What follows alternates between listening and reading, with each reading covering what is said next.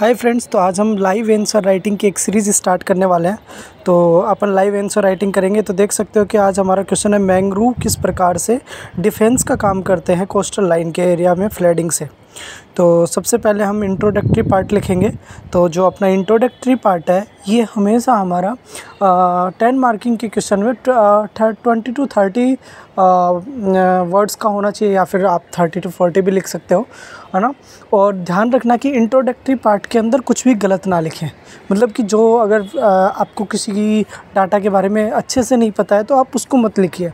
Introduction आप उसकी definition से दे सकते हैं, या फिर आप जो भी करंट, अगर उसका कोई न्यूज़ आ रहा है, करंट में कोई डाटा आपको पता है तो वो आप लिख सकते हैं।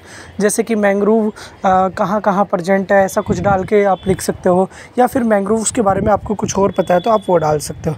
जैसा कि आप देख रहे हो कि यहाँ पर मैं क्या लिख रहा हूँ कि mangroves are the salt tolerant trees. ये सोल्ट टॉलरेंट ट्रीज़ होते हैं, इसीलिए इनको हेलोफाइट्स कहा जाता है। ठीक है, हेलोफाइट्स कहा जाता है। तो ये चीज़ मैंने डाल दी क्योंकि मुझे पता था इसके बारे में, तो मैंने ये चीज़ उसमें डाल दी। ठीक है, इंट्रोडक्टरी पार्ट आपका लगभग 3 से 4 या 5 लाइन में आपका कंप्लीट हो जाना चाहिए। अब जैसे हमारा इंट्रोडक्टरी पार्ट कंप्लीट हुआ, अब हम टू द क्वेश्चन में जो पूछा है उसके ऊपर जाएंगे बिना टाइम वेस्ट किए हुए, और कम्प्लीटली क्वेश्चन के अकॉर्डिंग ही लिखने वाले हैं।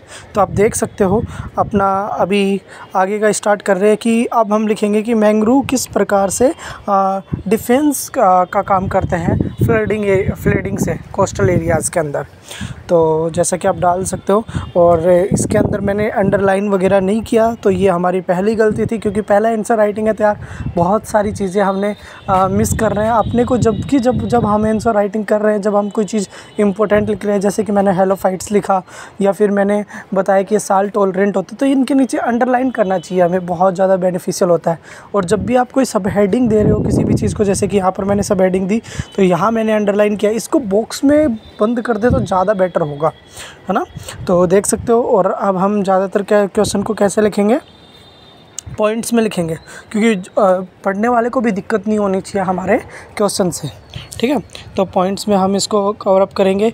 देख सकते हो कि पहला पॉइंट क्या है कि ये सॉइल इरोजन प्रिवेंट करते सॉइल इरोजन से।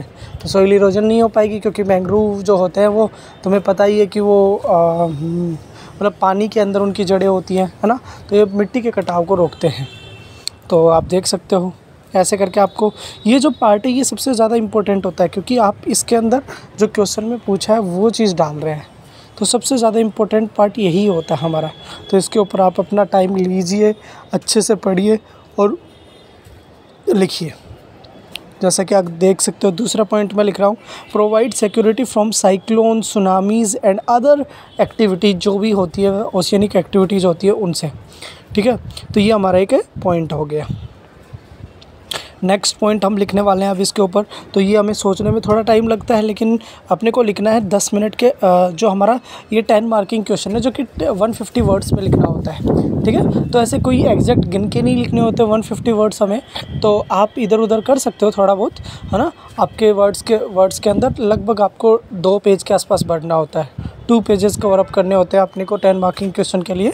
तो देखते हैं हम कितना लिख पाते हैं। और हमें जो टाइम, हमारा जो आइडियल टाइम होता है एक 10 मार्किंग क्वेश्चन के लिए, वो 6 से 7 मिनट का होता है।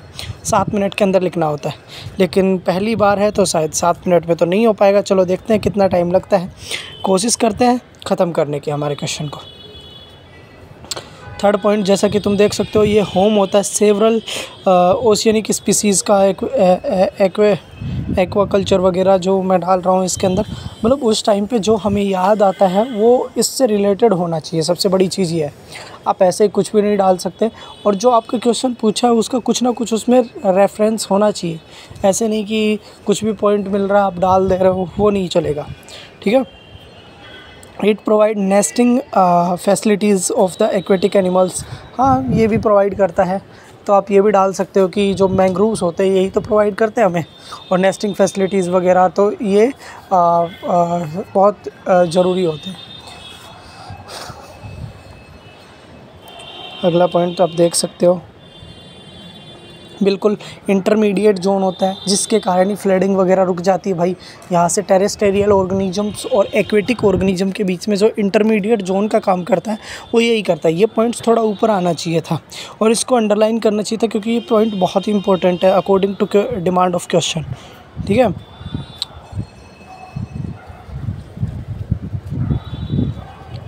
जैसा कि आप देख सकते हो कि हमारा अभी डिमांड ऑफ क्वेश्चन कंप्लीट नहीं हुई है और हमारा 5 मिनट से ज़्यादा निकल चुके हैं। तो अभी हमें थोड़ा और फास्ट करना होगा, क्योंकि ये हमारा फर्स्ट क्वेश्चन है, तो हम थोड़ा टाइम ले रहे हैं। लेकिन आगे के जितने भी क्वेश्चन होंगे हम विद इन टाइम के अंदर कोशिश करेंगे कि 8 मिनट से कम में कंप्लीट हो जाए, क्योंकि फिर तो क्या ही मतलब है यार, 10-10 मिनट थोड़ी ना दे सकते हो आप इन क्वेश्चंस को। फिर 15 मार्कर क्वेश्चन को टाइम नहीं दे पाएंगे हम पेपर के अंदर। तो यहाँ पर हमें 7 मिनट 6.30 में ख़त्म करना पड़ेगा अपने को। ठीक है, ये आपको साइड स्क्रीन में थोड़ी प्रॉब्लम हो रही होगी, तो एक बार आज एडजस्ट कर लो। कल से कैमरा अपन अच्छे से रखने की कोशिश करेंगे। क्या है ना कि जब लिखते हैं ना तो उस टाइम पे थोड़ा कैमरा मैनेज नहीं हो पाता, क्योंकि उस टाइम पे सिर्फ लिखने पे ध्यान होता है, पता नहीं होता कि क्या चल रहा है कैमरे के अंदर।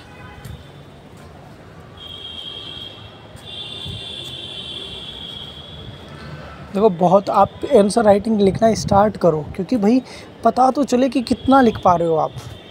मैं बहुत पहले से लिख रहा हूँ, मैं लगभग 3-4 साल से आंसर राइटिंग कर रहा हूँ। उसके बावजूद तुम देख सकते हो मेरा टाइम के अंदर बीच में मैंने मतलब प्रीलिम्स के लिए छोड़ दिया था लास्ट 5 to 6 मंथ पहले, तो इसलिए मेरा थोड़ा टाइम लग रहा है। अदरवाइज़ मेरा टाइम आ गया था विद इन 7:30 मिनट्स के आसपास आ गया, 7 मिनट 30 सेकेंड के आसपास आ गया था।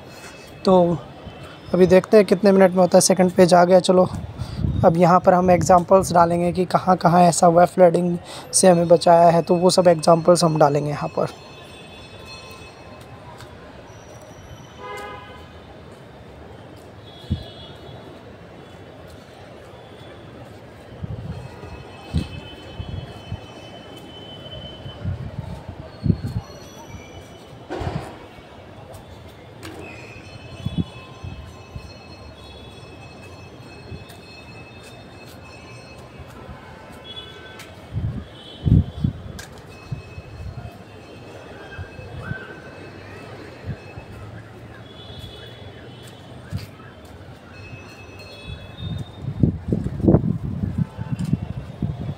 जैसा कि आप देख सकते हैं हमने पहला पॉइंट इसमें डाला है एग्जांपल्स के अंदर। एग्जांपल्स नहीं, एक पॉइंट है कि West Bengal, Andaman and Nicobar and gulf of Kutch, जहाँ पर ये मैंग्रोव्स हमें देखने को मिलते हैं।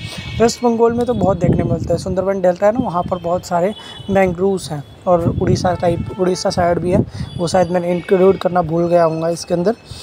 और several time these mangroves protect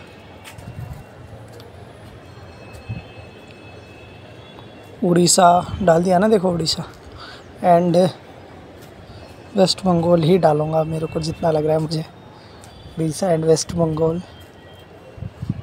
देख रहे हो, तो क्वेश्चन टू द पॉइंट याद होने चाहिए बेटा, क्योंकि क्वेश्चन जो हमारे होंगे ना, वहाँ पर जो भी क्वेश्चन हमारे सामने आएंगे वो क्वेश्चन ऐसे नहीं होंगे कि जो हम पढ़ के गए वही क्वेश्चन हमारे सामने दे देगा सामने वाला। हाँ, रेफरेंस वहीं से आएगा, लेकिन हमें चीज़ें खुद से बनानी आनी चाहिए। वहाँ पर टू द पॉइंट हमें क्वेश्चन को पढ़ना है, समझना है और आंसर करना है। तो ऐसे ही मैंने एक क्वेश्चन उठाया है, बिल्कुल टू द पॉइंट, कोई बिल्कुल पढ़ाई वढ़ाई नहीं की इस क्वेश्चन के ऊपर, बस उठाया और देखा और अपने जो भी अपने पहले से सिलेबस में पढ़ रखा है उसके अकॉर्डिंग मैं इसको आंसर करने की कोशिश कर रहा हूँ। तो जैसे आप जिस प्रकार से अटैम्प्ट लेंगे ना एग्ज़ाम के अंदर, सेम उसी टाइप से मैं अटैम्प्ट लेने की कोशिश कर रहा हूँ। देख सकते हो हमने 9 मिनट के आसपास का टाइम दे दिया है, अभी भी अपना क्वेश्चन कंप्लीट नहीं हुआ है। तो ये तो बहुत ही गलत बात है भाई, क्योंकि हमें क्वेश्चन को कंप्लीट करना पड़ेगा। अब मैं जल्दी से जल्दी इस क्वेश्चन को कंप्लीट करने की सोच रहा हूँ फटाफट।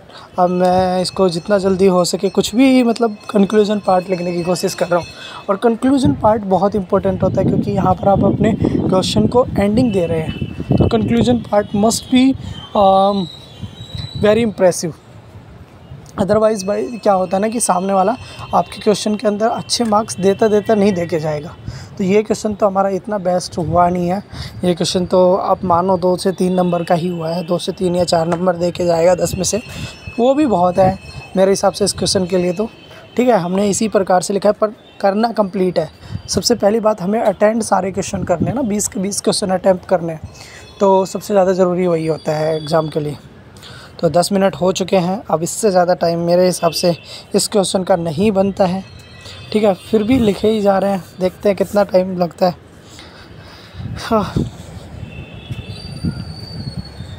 हाँ, अब ख़त्म होने वाला है बस जस्ट।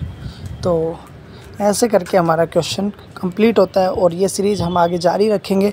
तो आप भी हमारे साथ रिव्यू कर सकते हैं हमारे क्वेश्चन को और देख सकते हैं।